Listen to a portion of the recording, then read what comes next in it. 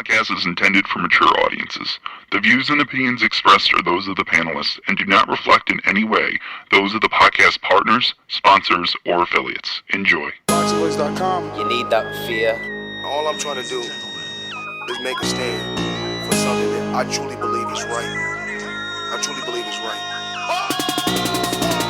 I want to be like you. Come on, man. I'm the face of boxing. I'm the cash cow. I hold the record for pay-per-view. Me. My drop. I know my drop. I know my situation. I want to fight. That's my Dazn production. check it, you know. Fight is gonna be very difficult for both of us. Boxingvoice.com. Good morning, TBV, and welcome back, ladies and gentlemen, to another edition of the Boxing Voice Radio. I am your host, Nestor Gibbs, joined alongside Michael Gross in Indiana, and we are back with another one. We were just discussing the super fight between Manny Pacquiao versus Keith One-Time Thurman, and the fact that there will be no VADA testing for that fight. And here we find out it's come out, or should I say Errol's come out and said that for his fight, there will be testing. He has a secondary tweet where he says it doesn't matter if they start right now or 8 weeks out, but there will be testing. So this is what we're going to be talking about. And the fact that, believe it or not, Keith One-Time Thurman and Manny Pacquiao, it seems with the media pressure, or at least the media making the people aware that there was no VADA testing, will now have some sort of testing. So this is what we're going to be talking about right here at theboxingvoice.com. If you're not subscribed, you should do so right here at youtube.com/theboxingvoice. Don't forget to hit that thumbs up button. It helps with the visibility of the show. I'm going to go out to my main man in Indiana, Michael Gross. Before I do that, you know the number to call in, 1-425-569-5241. Press 1 time to voice your opinion right here on the Voice of the People hotline. Now, don't forget, you can call us absolutely free from anywhere in the world as long as you download the free Skype app. You can download that in your Android app market or in your Apple app market. It's absolutely free. While you're there, go ahead and get the free Patreon app. It's a crowdfunding tool that we use to make sure that we stay here every day giving you multiple shows per day on a 7-day-a-week basis. That's just the facts. So we appreciate everyone's support. If you want to help The Boxing Voice, head on over to theboxingvoice.com and you can click on the Patreon support button, or you can go straight to patreon.com/The Boxing Voice. Dazn production.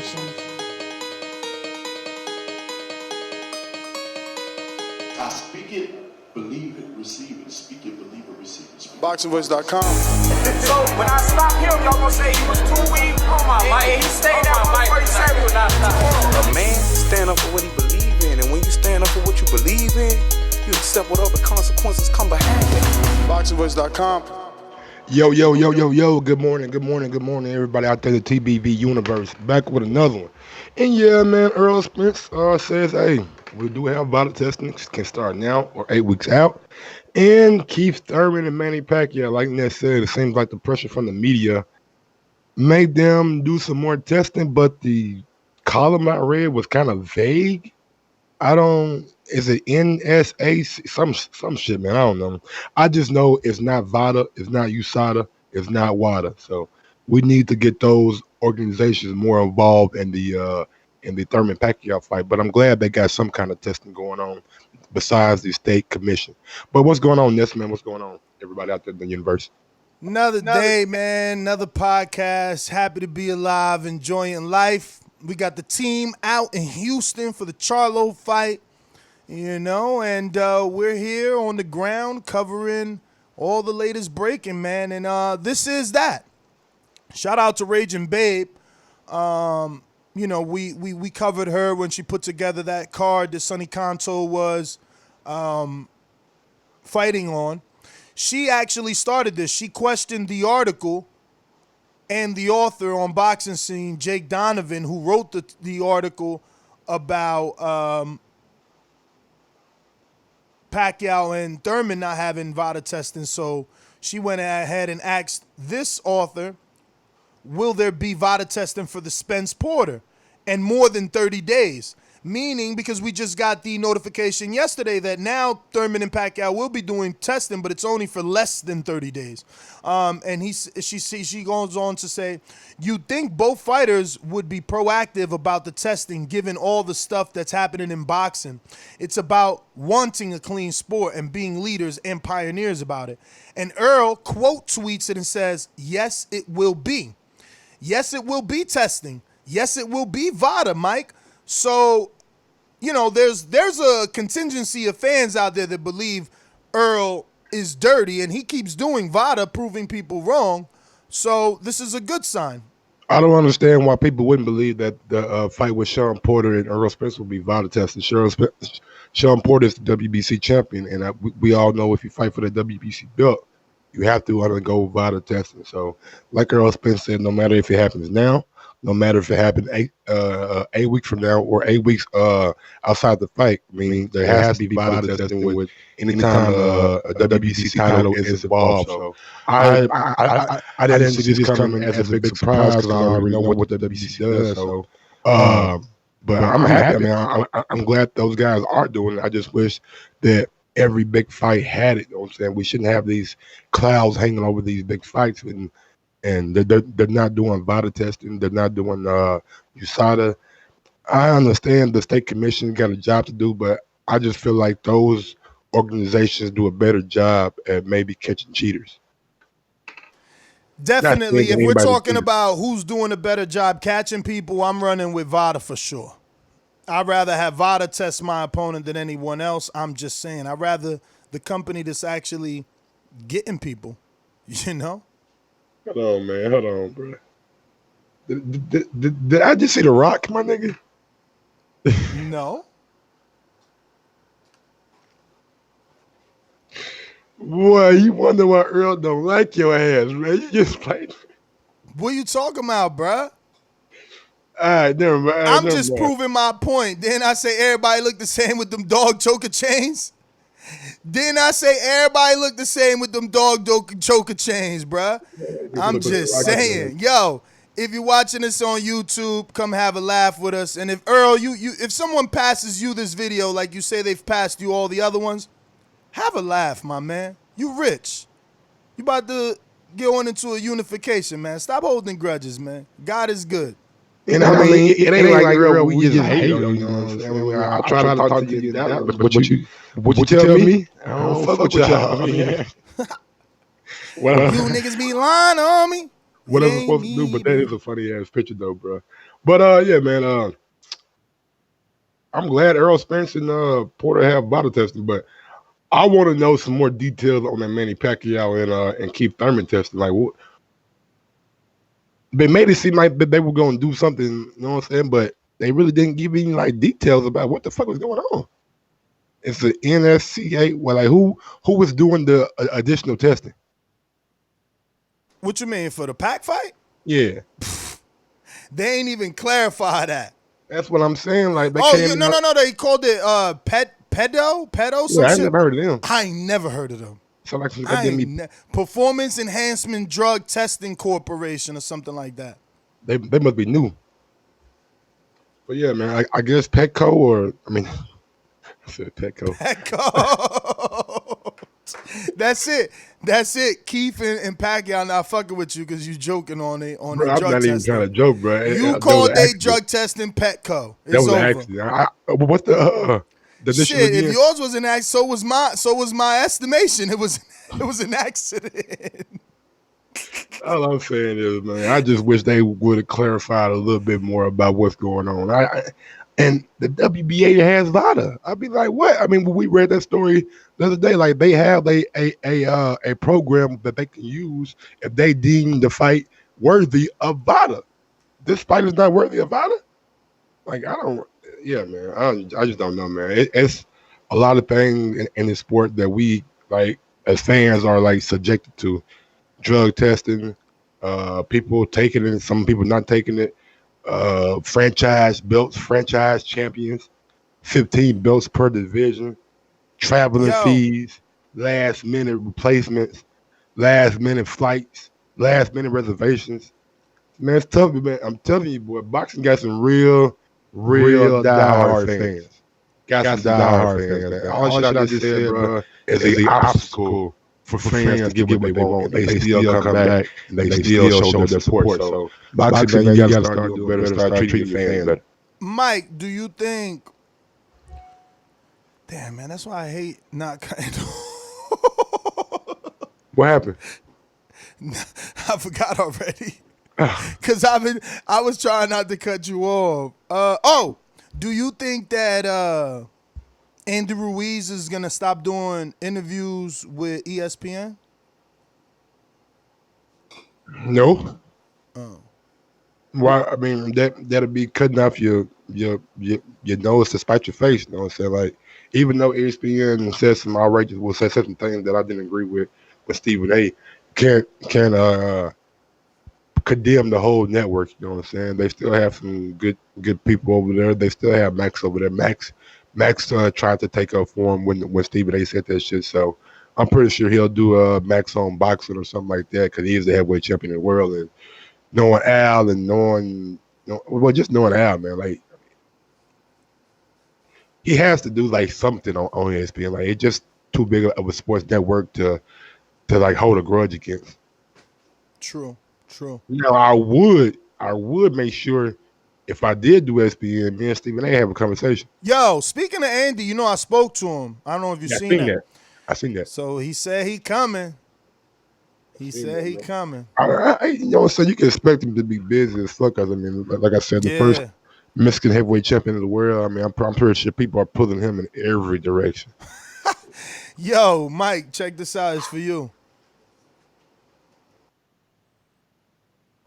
I don't even know. I'm going to just go with Salamoa. I don't know. Silvers. Oh, it's like Silv Streams Loma 2011. Nah, that ain't no stream without no motherfucking A and no M. It just says Sylvie. Oh, no. It could be Spanish. Silvestre. No. That could be Silver Estres. No, Esteresa. I don't know what the fuck that is. But a homie says, Ness and Mikey, when are you getting that Terrence Crawford interview? Mike's working on it. Shit, don't let Ness lie to you. Shit, next time he had a motherfucking international phone call, I mean, that's when we get that interview. I don't fucking know. What you mean? You ain't talked to Bo Mackey? I talked to Bo Mac, but shit, I talked to Terrence. No, I know, but like, you got to tell Bo Mac, like, yo, man, hook it up, champ. Yeah, I know Terrence ain't trying to talk to nobody. Yo, I be telling Derek that all the time, even though I know Errol hate me. I still. But Errol, Errol do an interview. You know what I'm saying? Errol ain't got a problem with like doing interviews or talking about, you know what I'm saying, anything to me, because I think Errol is just one of those guys that don't have a problem. But like Terrence Crawford is like, even though I like him and stuff, it's just like, maybe his personality, like, and his personality is not bad because I see it off camera. And just like when he gets on camera, it's like a deer in headlights. He just ain't really interested in going back and forth that much. Yo, so my man's name is Sylvester, but in Spanish or Italian, Silvestre. Right? Silvestre. But don't we have a special guest this morning? Oh, shit. Oh, we good. We got time. Let me text. Yeah. I be forgetting, boy. Kevin Cunningham, man. Big ups to KC, man. He's a damn good coach. Got my guy down there right now training, Erickson Lubin. I like Erickson Lubin, man. I really, really like him, man. I'm glad to see him back on the right track and back in that title contention. You know what I'm saying? Some people thought it was too soon for him, too early for him, but now it looks like he got his groove back and he's trying to come for like one of those belts. I can respect it. Who else he got down there besides Erickson? I know Javante goes down there sometime. I'm not quite sure if he's going to go back. Javante's in Baltimore for this one. Adrian Broner went down there for his last fight. I wonder how Mr. Cunningham feels about the Lee Sully fight. You know what I'm saying? It's good things I want to ask him, you know what I'm saying? But as far as drug testing and boxing, man, sometimes they make it. Sometimes you look at stories and you be like, are they joking, man? Are they serious? And I think that's what the consensus was about the Thurman and Pacquiao. That's why they feel like they had to come out with a statement about what they were doing.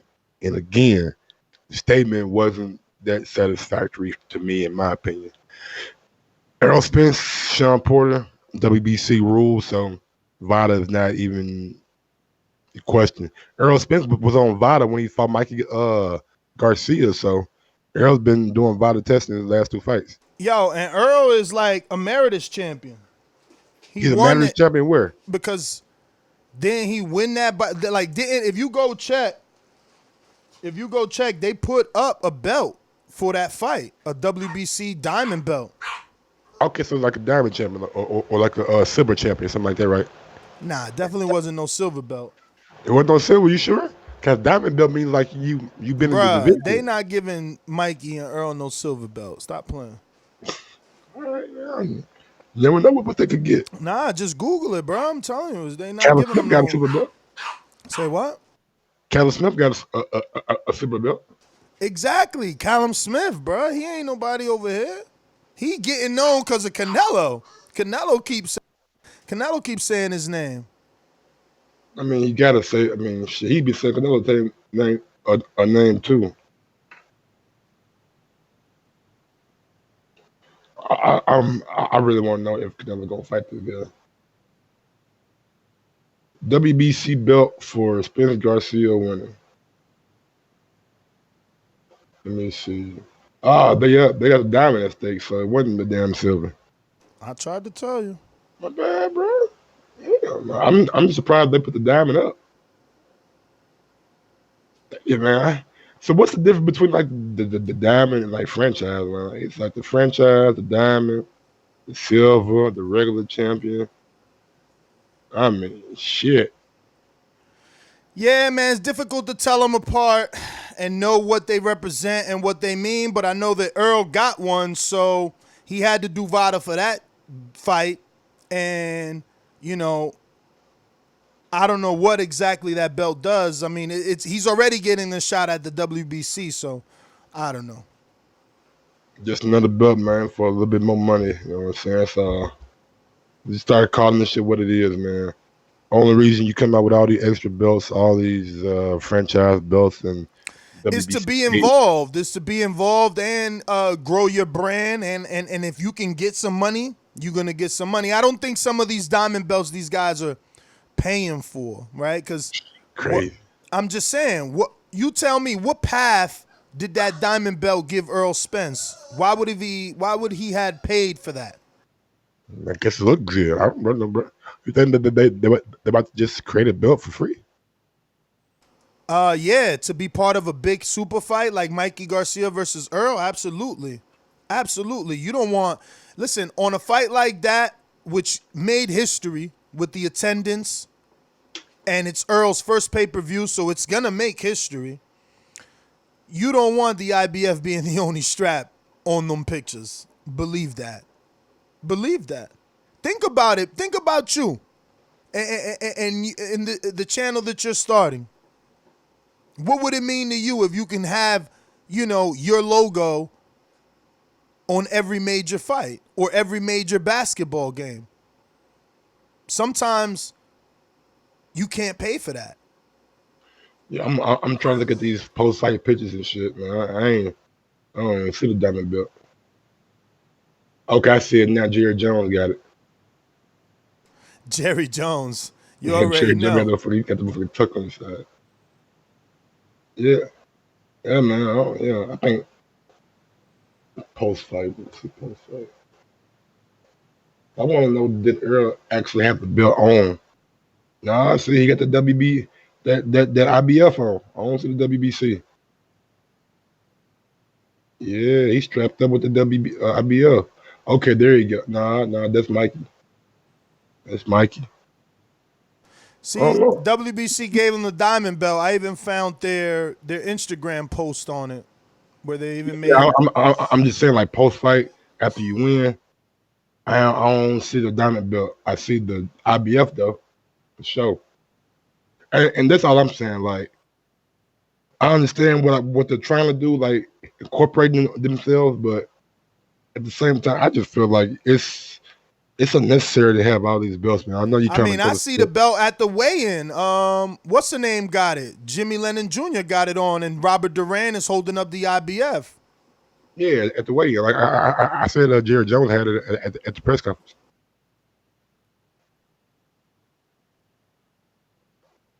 But I guess, man, more belts the merrier.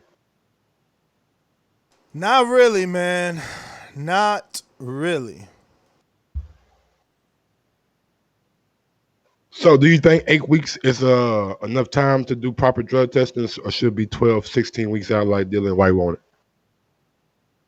And this testing costs tens of thousands of dollars, so these guys got to pay for it themselves. So I mean, I guess some testing is better than none. I wish they had the fucking the UFC testing shit, man, because they go back and find even if you took steroids shit 2 years ago, they'll find it in your fucking bloodstream or your system. You know what I'm saying? So wish they had that, but they don't.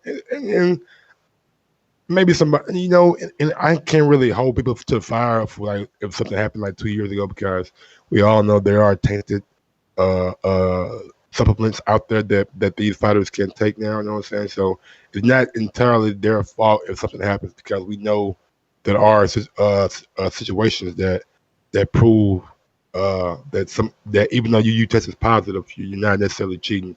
The case of Yoel Romero. He's a UFC fighter. He was accused of cheating and shit, and it actually comes out that he wasn't cheating, and he has a lawsuit against whoever said he was, like $6 million, that he's probably gonna win. So Earl did not even come out with it in the post-fight press conference. He only came out with the IBF, so maybe he didn't accept that diamond belt. I told you, bro. I was looking like, but again, they still did what I said. They still associated themselves with this fight. Maybe they were hoping that Garcia would have won. I don't know, but or maybe he felt like it wasn't the actual. I mean, some of these guys are like sticklers. You know what I'm saying? They're like, they ain't the real bag. I want the belt Shawn got. Actually, damn, I'm wrong. This is not the post fight. Damn. Let me look for this post fight. I thought that was post fight. Did Earl do a post fight? I don't know. I'm about to find it now. Who was there? You know what I'm saying? I don't remember if he did a post fight or not. Cause we was goddamn me. Shit, Earl post fight was nigga interrupted by Wilder. Hell, Wilder had everybody following him for the whole goddamn night. But that don't mean he ain't do nothing. I don't know shit. I'm not saying that it wasn't. I'm just saying like a lot of the reporters, a lot of the YouTubers, they were down there with us down by the ring and shit, talking to Wilder, following Wilder, interviewing Wilder, going out to the garage with Wilder. You know what I'm saying? That's all I was saying. Yes. The WBC was a part of that fight, man. We just looked it up, bro. WBC Diamond was at stake. Big ups to Ronald Finkley, man. Big up to Southside Deuce, Jimmy, H Money, Net Top PC, Mo, everybody out there in the chat, man, showing love. Go ahead and smash that thumbs up button while y'all in here. It helps with the visibility of the show. If you want to sign up for the Zone, check out our description box and sign up, man. You no longer get the first month free, but you do get access to Golden Boy, Matchroom, and the WBS. He ain't come out with no belts post fight. No belts. Too many chains on, man. You know what I'm saying? No chains.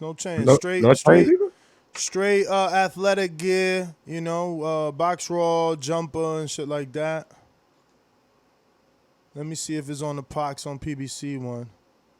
Because he did a post-fight, looks like with Christine Leahy or Leha, whatever. Oh, no, that's not even her. That's Katie Adobo. Oh, yeah, she bad. But he ain't got the belts here either. He's just on a podium. No, I mean on the desk, whatever. Let me see. Scrumming. I see nothing. I see Earl. I mean, I see Shawn when he had the green suit. People was getting on poor Shawn. Yeah, man, Shawn, but that was killing Shawn for that green suit. I think it was was it St. Patrick's Day down there or some shit? I don't remember, bro. I don't know what the fuck Shawn was thinking. Yeah, man. So let's jump out to these phone calls, bro. We talked it up enough. We can't find no more information on that WBC, but he's gonna be fighting for the real one. Remember to rate us 5 stars on iTunes. These calls are brought to you by El Camino Electrical Services, experts in electric vehicle charging stations. For consultations and turnkey installation, visit us at elcaminoelectricalservices.com. Going out to Renga in Seattle. Dominic, talk to me. Good morning. Yo, what's good? What up? Hey, yo, what's good? Hey, I seen this interview where Errol Spence was talking shit about Nas. Talking about he's a hater and shit. What's up with that? I don't know, man. Hello? I don't know. It's like I said, man. I wish I could talk to him. I don't know what did I hate on him about. That's crazy because he was talking to Ego, thinking he was Nas. And he was like, "Oh, you fake and shit. You came to my camp." But anyways, I know misrumored shit probably happened, but this is crazy when it comes to VADA and stuff like that. I think that everybody should be tested, and I'm glad Errol Spence did that because there was a lot of rumors saying that he is a dirty fighter.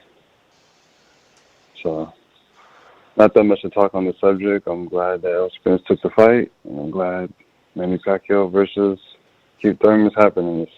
I wish it was all in one card, but beautiful PBC fights. That's my call. Dominic, sometimes you call in, man, and I just be like, why the fuck do you say some of the dumb shit you say, bro? Why would you put Keith Thurman and Manny Pacquiao, Errol Spence, and Shawn-Porter all on one card? If you're a business person, why would you cut off half your resources like that? You got two main event fights, able to work cards underneath them. Why put them on the same card? But I understand you're a boxing fan and you got to do what you got to do. We're going to go out to Troy in Baltimore. Talk to me. What's going on, Troy? Yes, good morning. Good morning. Now, question, did Earl ever say why he came out now and made that comment about he's using VADA, or he just felt like it? What? Yeah, someone asked the question and he answered. And big ups to Raging okay. Job promotion company and everything. Okay, cool.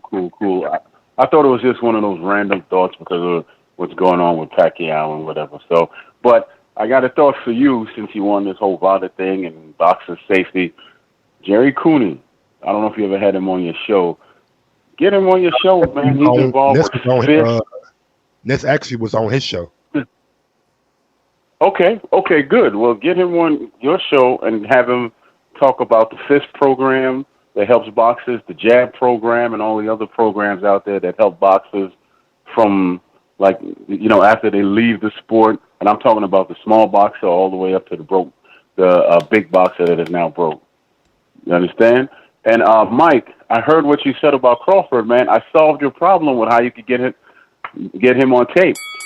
When you talk to him, why don't you just ask him? Can you record him? Since he hates being interviewed, why don't you just talk to the brother like you're having a conversation and ask him, look, do you mind if I record this? And then you use that as your interview. I don't know if y'all know it now. It ain't like Mike just living like in Omaha. I just walk down the street to my nigga Crawford house and like, hey man, let me take an interview. I ain't got his number either. You know what I'm saying? I got certain guys' numbers. You ain't neighbors with Crawford? Nah, man, nah. I think I thought y'all used to go fishing together. That's what I heard. I think he like fell away. You know what I'm saying? Because he asked for that picture down in Dallas, and I was like reluctant with Vegas. I was like reluctant to like give it to him, so he probably still kind of mad up there. Oh. Well, Kevin Cunningham confirmed he will be on the show. We're just waiting for him to call into the studio. In the meantime, we're going to go out to our Boomeranga in... What the hell? Where you at? JD, motherfucker. There's a lot of things I like to move, so just try to get on my game. I don't know why they gonna call me, but I'm a 54 pounder. But I have a brother that's at 160. JD, what's the business, man? Another day out here working, bruh. Yo, I don't know if you got a chance to look at that little clip I sent you, Ness, but like, yo, Keith Thurman actually confirmed, like, yo, his next move after this Pacquiao fight. He actually came out and was like, whoever got that, Yeah, but whether it bruh, be I ain't Spence even or respond to you on the text because I was like, bruh, don't you know that this is like, that's like, everybody knows after Pacquiao, he's going for the WBC. So if they in the unification, he gonna fight not. Earl. He always said that. Like he always said 2020 is when I'm fighting Earl. So that's consistent. Yeah, Like, but you know, every time his name was brought up, every time Earl's name was brought up, he never just came out and was like, yeah, we could do that. You know what I mean? well, I It was mean, he always still on some. didn't though. All he said is I'm getting my WBC next. So you know, it depends who got it. No matter who got it. And he bought. I like the fact that he actually bought Earl's name up, whether it be Earl or Shawn, whoever got it. You know, it was a different type of vibe that I got from it. You know what I mean? I mean, Versus he's cloud chasing. the other shit. You say cloud chasing, boy, you a Thurman hater by heart, boy. Hey, but as far as this, man, I like I said, I think all fighters should use VADA. You know what I'm saying? Just to clean up the sport. So, congrats to them. I'm mad that Thurman them ain't doing it, but hey, whatever, man. Whatever be. That's all I got though. Not whatever. Need to motherfucking put pressure on your man. But yeah, man.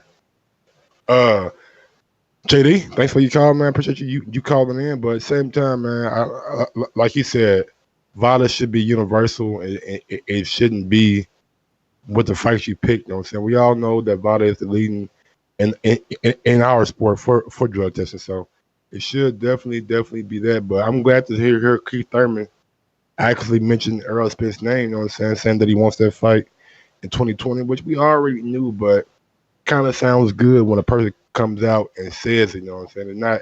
It's not like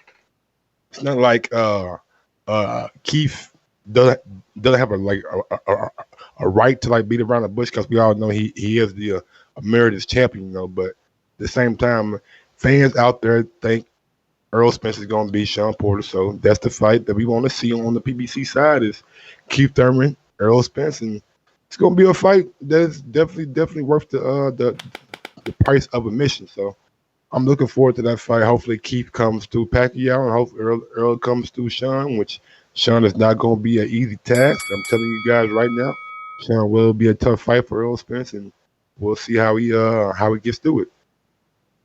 I think Ness is right now working on trying to get Coach Cunningham on the phone. So let me go out to the chat, man. What y'all think about the goddamn what y'all think about drug testing and boxing, like generally? Like does it matter? Jump in real quick. So he's trying to get on. I don't know. He can't get on. I'm trying to merge him. So we'll wait to see can he call me, and then I'll just bring him in to the show. But we definitely have him available. Awesome. I was just gonna ask the people, like, man, if you were a fan of boxing, like, what is your take on drug testing? Like, do we need it to be universal or all, or should we just say fuck it, go back to the wild wild west, back to the late '80s, early '70s, and let these guys just fight? Nah, it definitely needs to be universal all around the board, man. Someone needs to step in and take care of it because that's the issue, right? It's about costs. So maybe it's the commissions that need to get a bump in their percentage from every fighter so that they can cover it for future fights. But, you know, someone needs to take the cost of it because at the lower level, these dudes cannot, you know, they can't afford it. They can't afford it. A lot of fighters don't even get paid that much at the lower levels. You know what I'm saying? I was talking to Regis. You know what I'm saying? He said his first 10 fights, he ain't get paid. So just imagine having not knowing what guys are taking, not knowing what guys are on, especially if you're coming from a small promotional company, like not having the backing of a Top Rank or a PBC. So it might be even more difficult for you coming up. So I totally agree, man. Like, but it's just too many There's too many. Kevin. Oh. What up, bro? Oh, man, I was playing phone tag with you. Do apologize. I want to thank you, obviously, for taking out the time to give us an opportunity to interview you here. Sorry for the phone tag. Ladies and gentlemen, I announce to you Kevin Cunningham, world-renowned trainer, working now with Erickson Lubin, and got him looking like a machine, man. So just first and foremost, tell us how you're doing, and then jump right into Lubin. Oh man, I'm just you know me on the constant grind, man. So just trying to help a young man reach his full potential. And Lubin's a really really good kid, and it's been a pleasure working with him. And I think he's about to bounce back and be the guy that everybody expected him to be. Out the gate, so everything's going well. Now, have you been working with him since the loss to Charlo, or did he have a few fights without you? No, he came to me. He reached out to me right after the loss to Charlo, and then they got him a little tune-up fight, and then after that tune-up fight, he came to me. And the reason I ask is because we've been debating on this show whether or not a person that has been knocked out should go directly into their immediate rematch, kind of like Andy Ruiz and Anthony Joshua. I prefer someone to do what Erickson Lubin did: restart, reset, and rebuild. What is your thoughts as a trainer on that, or is it a case by case? For instance, we could use as an example, would you recommend Anthony Joshua to go into a rematch, or would you recommend him to take the Erickson Lubin route to rebuild? Well, it depends on it depends on the particular situation. With Erickson Lubin, that situation was we had a 21-year-old kid with 18 fights, and I shouldn't call him a kid, but 21-year-old young hot prospect with 18 fights. And me personally, I just thought from a managerial standpoint, I don't think that was the route. I wouldn't have made that move with Lubin. I wouldn't have taken my young prospect with just 18 fights and rushed him in with another young lion with more experience. So I think Lubin's situation, it was more so the wrong fight at the wrong time. And I think I just thought, and this is before I even worked with him, when the fight was announced that Lubin was fighting Charlo, I said to myself, why are they rushing that kid into that fight? I mean, me personally, I don't even think Lubin fought a fight that even remotely prepared him for a fight like with Charlo. So I just think, from the way you move a fighter, I think that was more of the mistake, more so than anything. Not that Lubin couldn't have beaten Charlo. I just don't think he was prepared properly and moved right and put in the right fights to prepare him for a fight like that at that particular time in his career. Now, when we talk about Joshua, the heavyweight champion of the world, Anthony Joshua, and I think that situation was a case of those guys, they were in a rush to bring him to America. They had the date, and he's basically undisputed champ. Well, not undisputed, but he's got like 3 of the belts in the heavyweight division. So, I think with the first fight falling out with what's his name? Terrell Big Baby Miller. Big Baby Miller.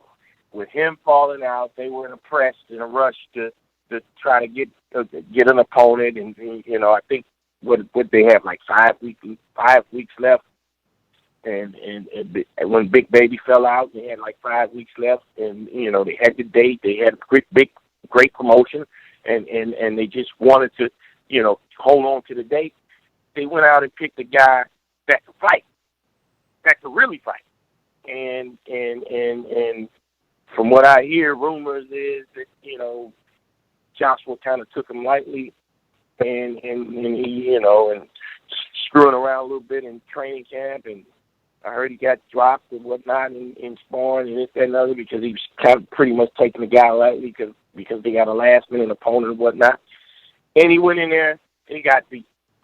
So with that being said, that's a different situation from the Lubin situation, and I think Anthony Joshua is, if he's the guy with the goods, if he's that guy that he's supposed to be, he should be able to do this rematch with Andy Ruiz and take care of Andy Ruiz. But then Andy Ruiz may be just a bad style for Anthony Joshua. So,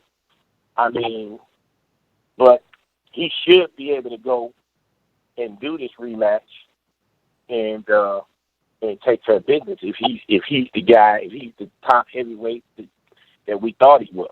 So that situation is totally different than bringing up a young prospect and putting him in the wrong fight too soon. How's it going, Mr. Cunningham? My name is Michael Gross. First question is, will you be working with Adrian Broner in his next upcoming fight? We seen that there were rumors out there that he could be fighting Lee Selby. And the second part to this question is, how can we get Adrian to let them hands go more?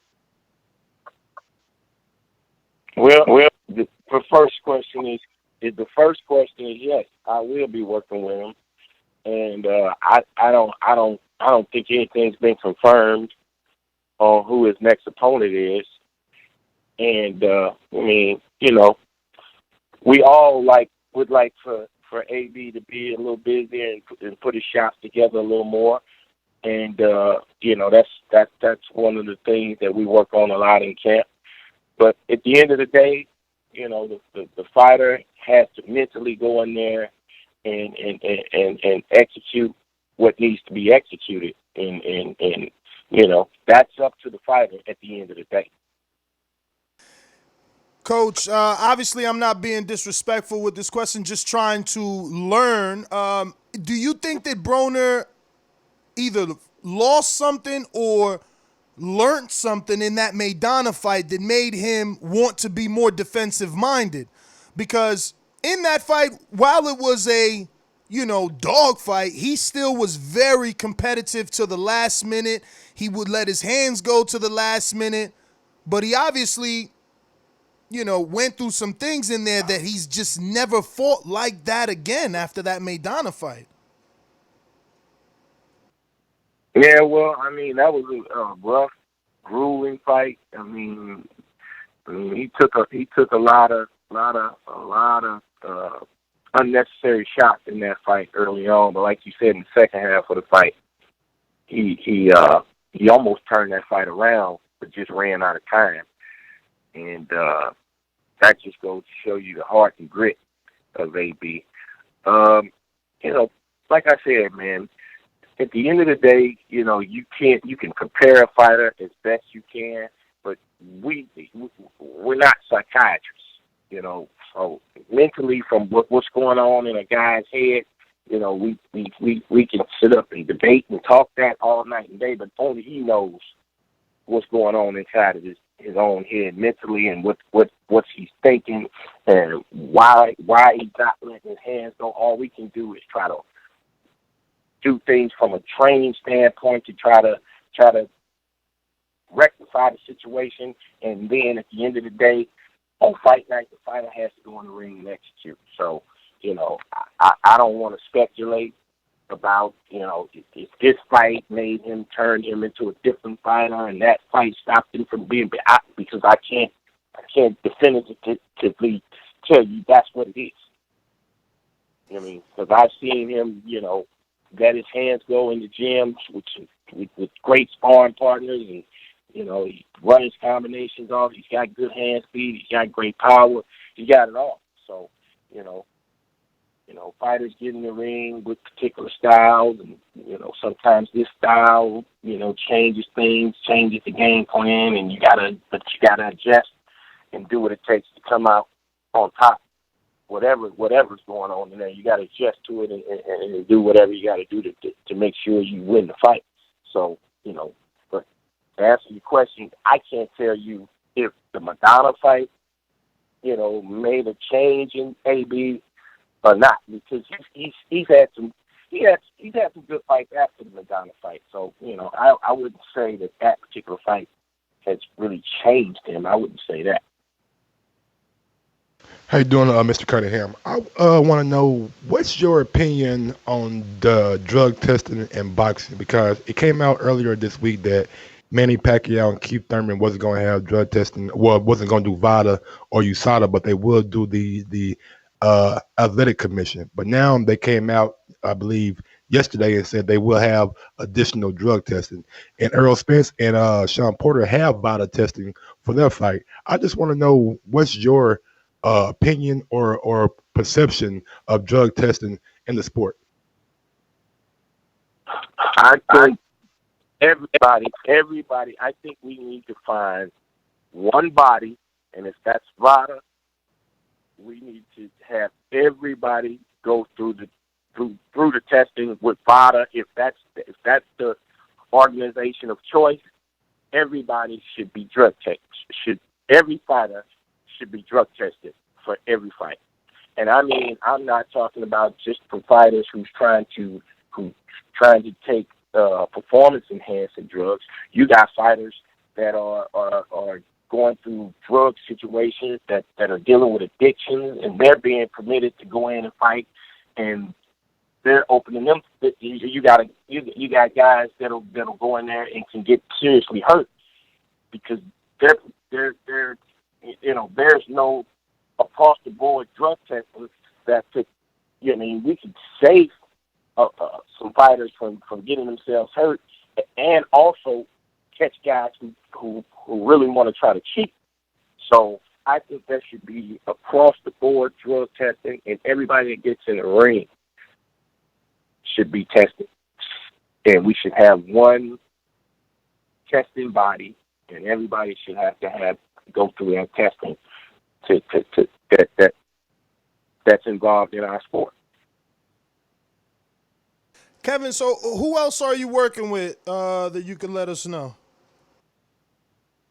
So right now I'm just focused on Lubin and AB's coming to camp pretty soon. So I got a couple of more guys that I'm working on some situations to where we're nailing out the details that I'll be working with. So I'm working with my little cousin Kevin Cunningham. I got him in camp now, so I'm working with him now too. So he's a 9-0.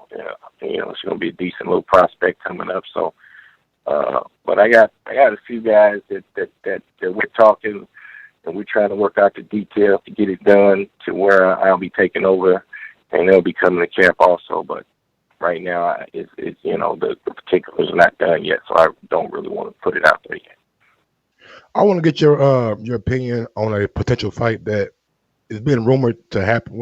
Well, a little bit of rumors are out there. Canelo possibly could fight Sergey Kovalev. Do you think that's too big of a jump for Canelo, or do you think that maybe Kovalev is at the right time for the picking for Canelo? I think. I mean, it depends on what weight. Are they fighting at 175? Yes, sir. Or are they fighting at a catch weight? I believe it's 175.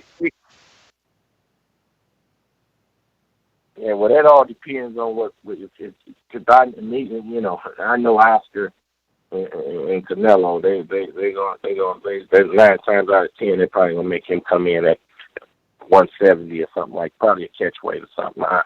Because I mean, if he's going up to 175, that might be biting off a little more than he can chew. I mean, it's not like Canelo's got the height for light heavyweight. He's got the skill and ability to deal with a guy like Kovalev, but I don't know if it would be smart for him to go up to 175. If he could squeeze Kovalev down to 170 or something like that, I think I like Canelo's chances with Kovalev. But to go up to 175, it might be he might be a little small for that. How do you feel about the WBC making Canelo the franchise champion and in turn making Jamal Charlo their not regular, but the WBC champion at 160? That kind of takes the big fight away from Jamal Charlo and gives Canelo a out, in my opinion. Yeah, that's exactly what it does, and it just makes the whole title situation, it makes it a joke. We can just make up any. I guess we just come up with any kind of belt nowadays. It just waters down the championship. The whole situation of being a world champion is just watering. The more belts they come up with, the more it waters being a champion down. If you're gonna come up with 100 world titles, and in each weight class, that means it's not really that difficult to become world champion. The more world titles you make, it's not like back in the day. You had one world title. You had less weight classes, so you had to really fight to become world champion. So with this deal here, you got all these junior super featherweight, junior middleweight, super flyweight, super welterweight, junior this, all these different weight classes. Now you got all these different belts, and it's just, you got a million so-called world champions out there.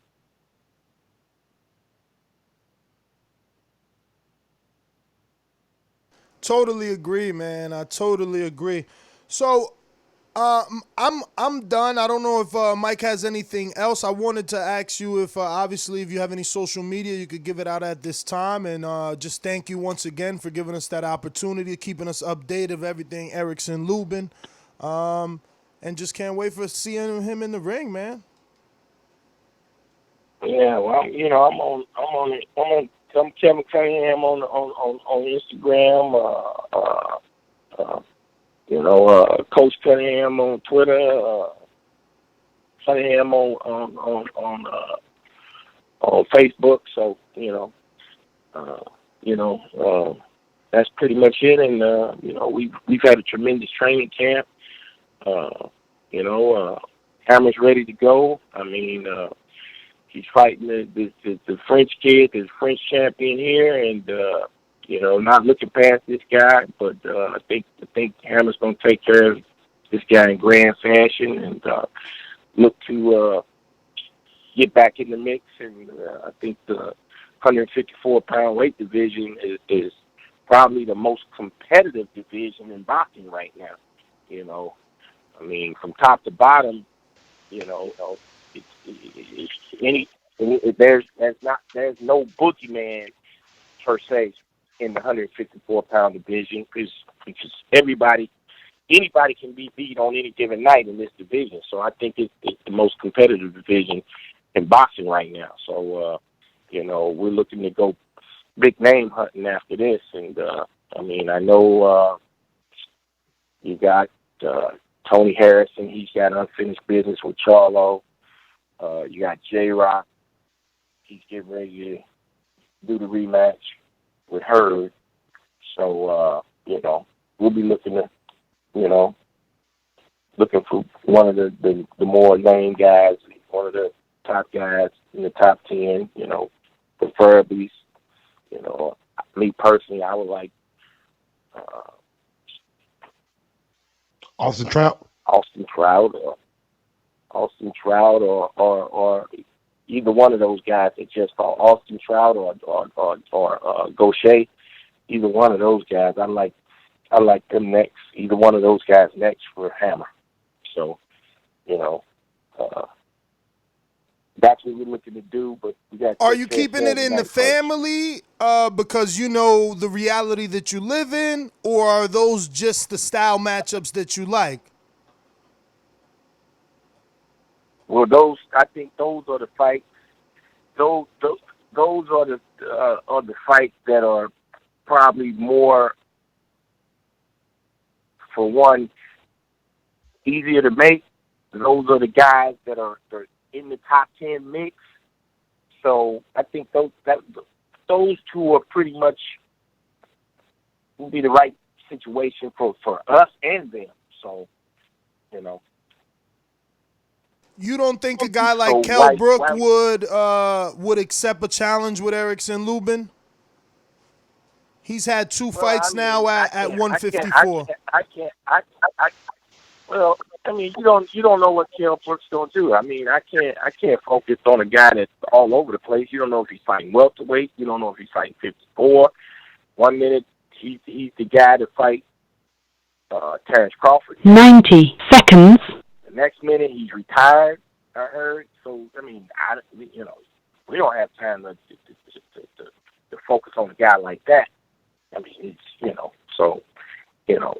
we got guys that are in the same house with us, that are top guys in the division. Austin Trout's a former world champion. Terrell Gaucher's a Olympian. 60 seconds. Top 10 fighter. So, that's something that you can focus on and should be pretty easy to make those type of fights. I mean, like I said, Kell Brook, there's so much uncertainty going on there. I don't focus on that. What is one of the biggest things or biggest improvements you've seen from Lubin since he's been under your tutelage? Well, I tell you several things that I when he came over to me, I noticed that we needed to improve on, and that's balance, distance, and 10 range, seconds. And he's gotten a lot better with his balance and his distance and his range and the range in which he's setting up, he's throwing his shots from the proper distance and range, and also working with him on setting up his shots and setting up his opponents as opposed to just out there throwing punches. You know what I'm saying? So at the world class level, you got to be a little more clever with what you're doing. You got to disguise certain things, and you got to know how to set your opponent up. Absolutely, absolutely. Well, Mr. Cunningham, man, that's all my questions too. I want to thank you for coming on to the show, and we appreciate your time. All right, no problem, man. Anytime, fellas. Thank you again, Kevin.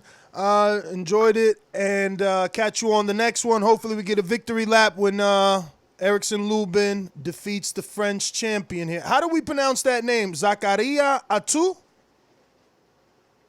You said it. You hit it right on the money.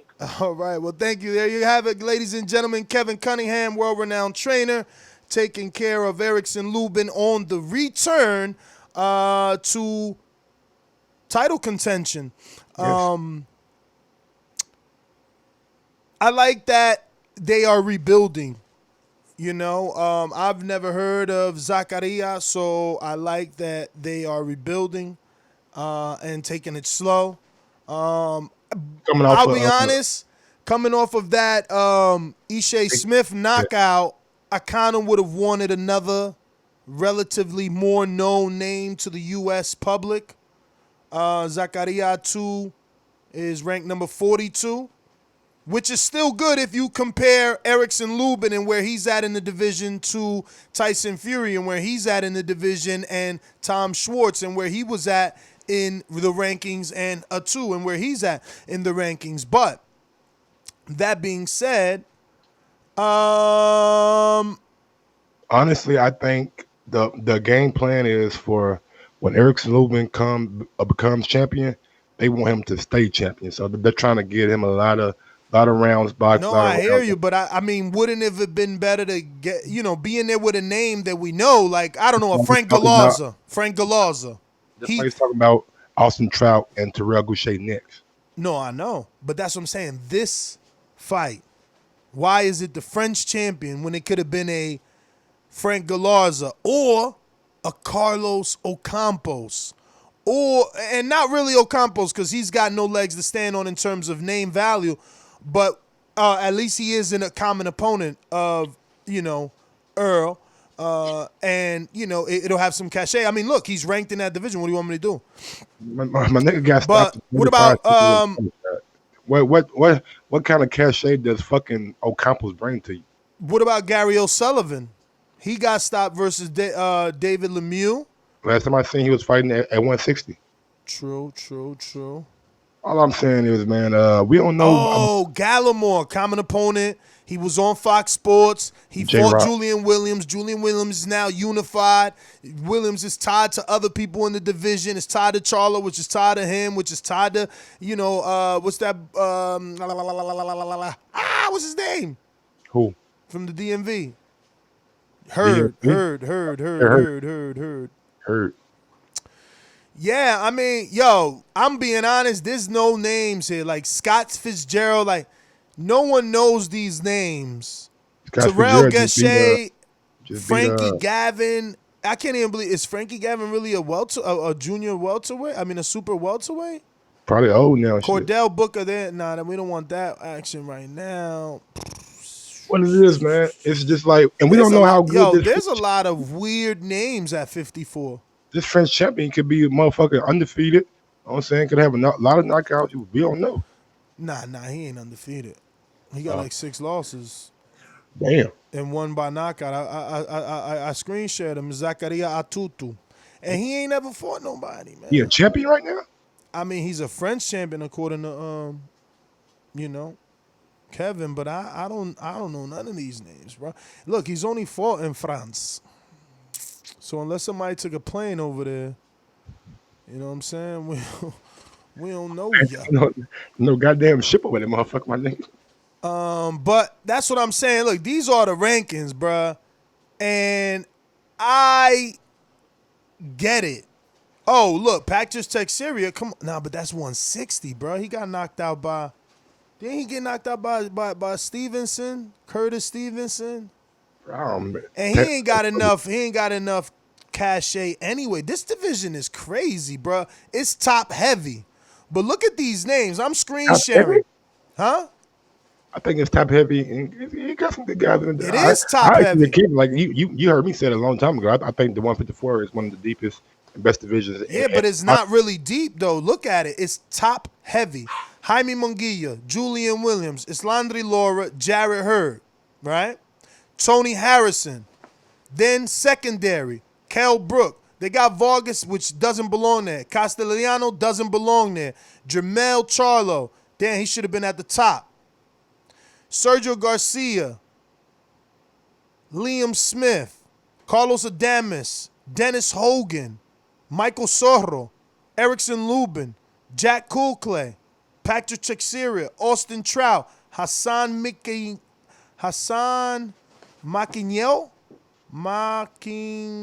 maybe. Scott Fitzgerald, and Anthony Fowler, Joey Spencer. All those guys are 154, man. All those guys are going to... Bro, Joey Spencer's 8-0, bro. Prospect, but he's still at 154. He's going to be upcoming. 8-0, chill. Let me go down the list. Patrick Day, who's fighting. Carlos Adames. Humberto Soto, who just fought Vargas. Kell Brook. Brandon Rios. I said Kell Brook. Brandon Rios. I didn't know he was a 54-pounder. More still there. Gary O'Sullivan, also not a 54-pounder. Takaishi Inoue. We seen that he ain't like that. Ishmael Levy, ain't that the dude that my man Patrick J beat? Who else we got here? Look at these names, bro. I don't know this guy. Cordell Booker on the come up. Nathan Gallimore. Cedric Vitu. Oh my God, this dog. Yeah, and Ness is just gonna hate me because I just think that division is one of the most deepest divisions in boxing. I know so why are they fighting that dude that we don't know then? I don't want to get hung up on it either. I'm just saying we don't know that dude. I just think it's a stay busy fight, and that's going to propel them to a Trout or a Goucher fight like that they wanted. Yeah, but how isn't there a stay busy fight on this level with a dude that's been on American TV at least, bro? Well, now it's his first chance to be on American TV, so show and improve. Exactly, which doesn't help Lubin and his brand building. I don't think that it's necessarily is to help Lubin and his brand building. You know what I'm saying? I think this fight is for Lubin just to dust out some of the rust. You know what I'm saying? I don't know how long ago the Ishe fight was. Bruh, that existed when you fought off TV. Okay. You know, like the rebuild, that happens off TV. You know, on TV is either a showcase, a step up, or a challenge. It's a showcase right there. There you go. A showcase for Lubin. Then next fight is going to be a big fight for him. And all I'm saying, the formula would be better showcasing him versus someone we know. Like Jermell Charlo showcase versus Kota. At least we knew him. It was a common opponent with Erickson Lubin. So it gave him... Huh? That's the only reason you knew him, because he got knocked out. But that's my point. It's better. It's better. Not really. Okay. Whatever. Again, it was a good knockout from Jermell Charlo, but it ain't nothing to fucking write home to the motherfucking. But people are writing home about it. They're calling it a candidate, knockout of the year candidate. I mean, people, his fans are calling into the show, so it did do what it's supposed to do. Those opinion. Maybe one or two fans called in. Yeah. It wasn't like an overly amount of fans calling in. And one or two opinions that you're calculating. What about the rest of the world? And as soon as I bring it up, motherfucker be like, "Oh, Mike, you right, that motherfucker to beat it. That's the knockout of the year. Hey, we was asleep. Oh yeah, he was. Yeah, man. I mean, listen, they still got to vote on it, and we'll see. But if you write home about Kota, something wrong. All I know is we could pronounce Kota. We seen Kota. We know Kota. You know, we don't know that other dude. Only Zacarias I know are bachata singers. Let me go out to H Money. H Money is shit.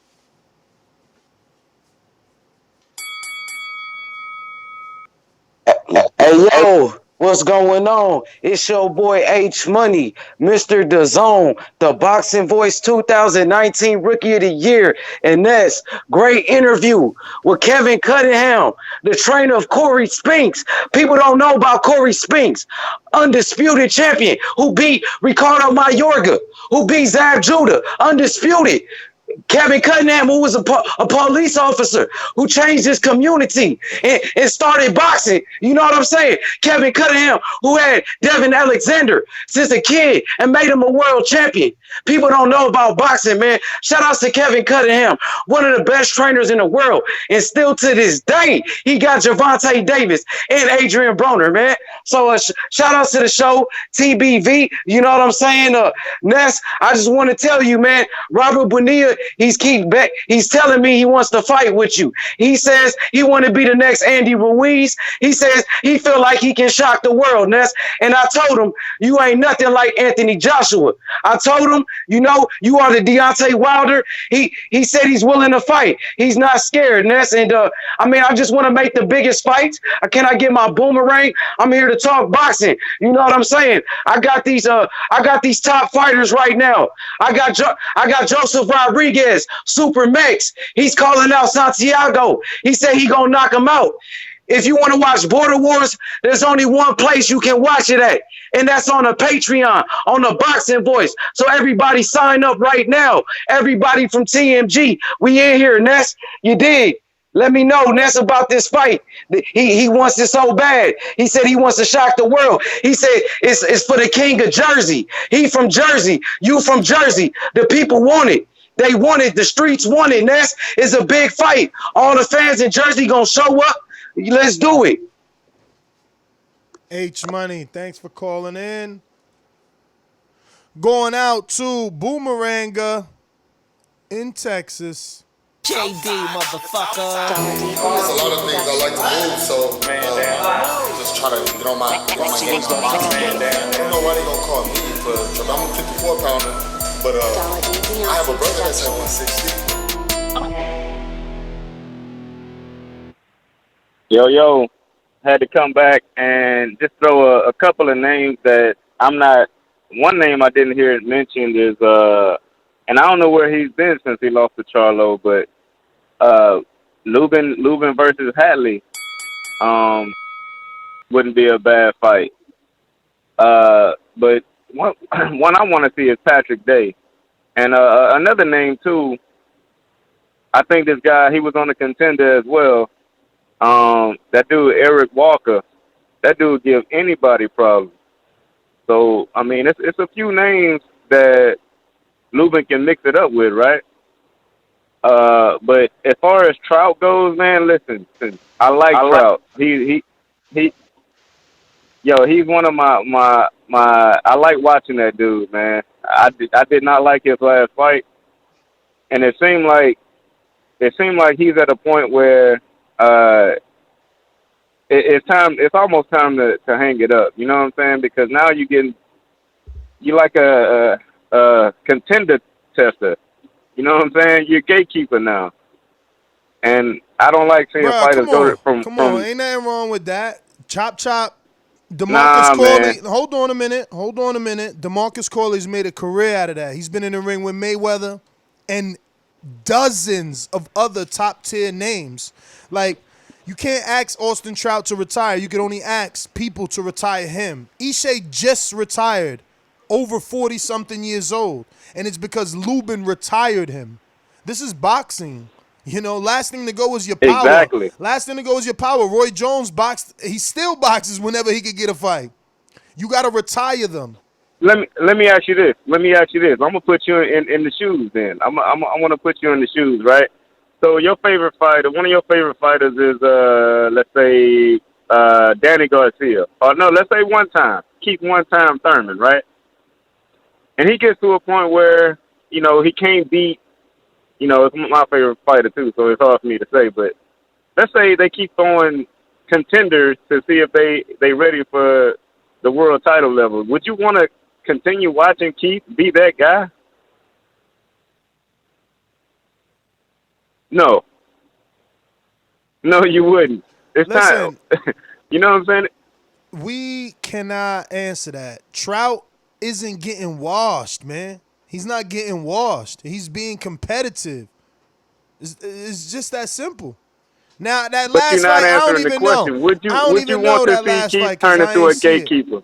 If that's what his life becomes, that's what it became. Just like Emmanuel Augustus, just like David Price, just like Tony Thompson. There's numerous, dozens, hundreds, millions. It's part of boxing, bro. I say.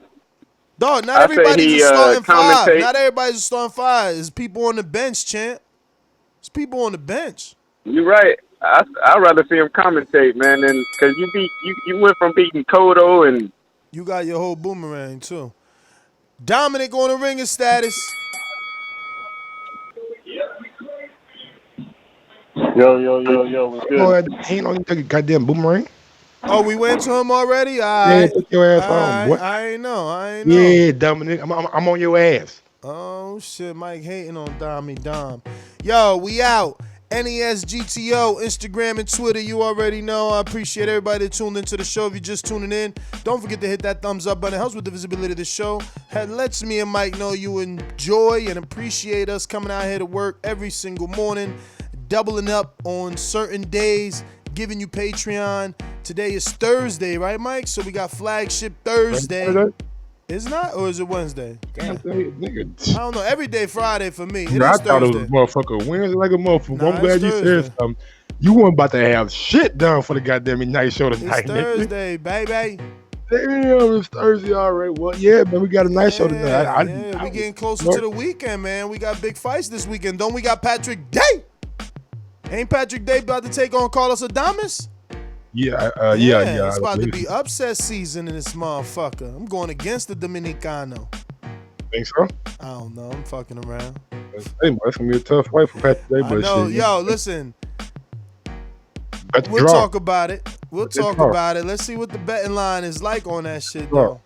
Because if it's too tight, it ain't worth it.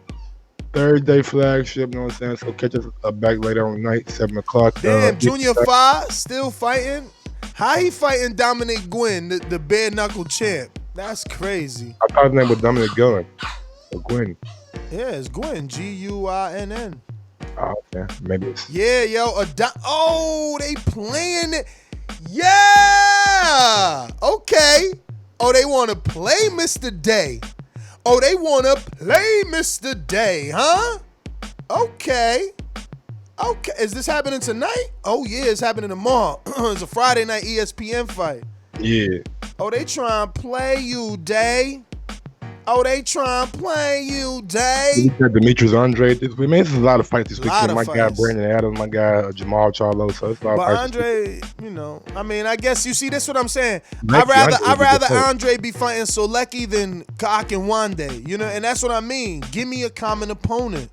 Give me somebody we seen, we know, so we could gauge you.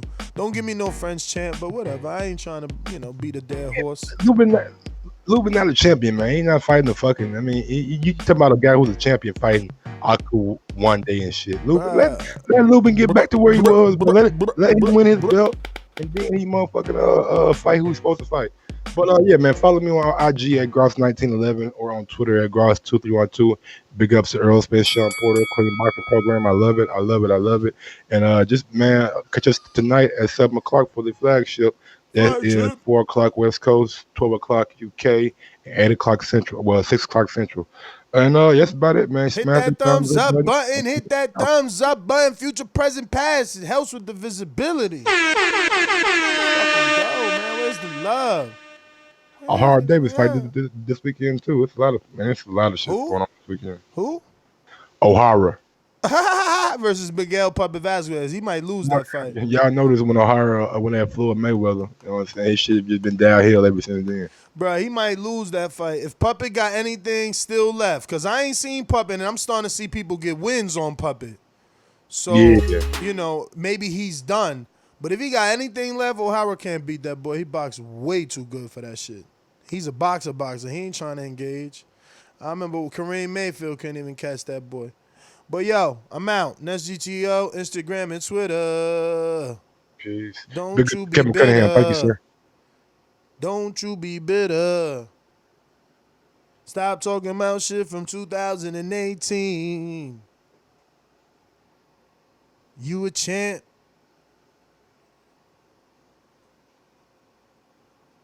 Champ. My name is Floyd. My name is Floyd. My name is Money Mayweather. Champ. Big ups, Kevin Cunningham. Thank you, sir. Appreciate it.